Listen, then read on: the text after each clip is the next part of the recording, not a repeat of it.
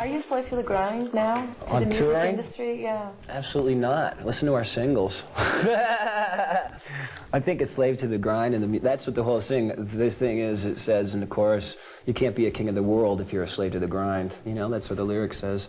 You ever feel like it though? You ever feel like? No, that's where the anger and emotion of the record came from. Was the insinuation and expectation of business to regurgitate and to plagiarize your own self on your last record. And we went, what? Not this boy, you know, forget that. We're going to do something different. And we look at it like a body of work. Our favorite bands are Aerosmith and Rush and bands that have had 20 albums and not, you know, huge like the New Kids on the Block at 1 minute or anything, but a body of work that steadily is consistent in quality. And that's, you know, I mean, who knows if we'll even be alive 5 years from now, but you know, that's the end goal that we have in mind.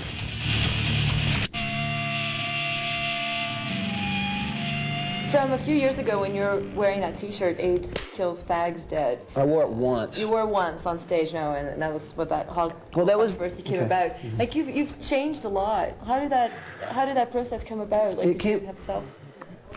It came about one day when I was walking down the street in I think it was Hollywood or something, I don't know.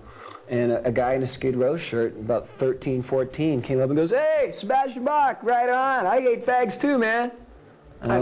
And I knew right then and there that something had to be done.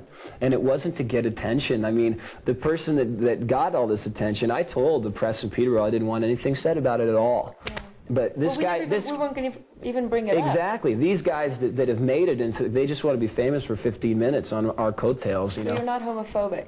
No, I've got more friends in New York, you know, just as many that are homosexual as straight. And, you know, I'm not exactly looking like John or George Bush sitting here, you know. I mean, I extend, you know, the right to be an individual.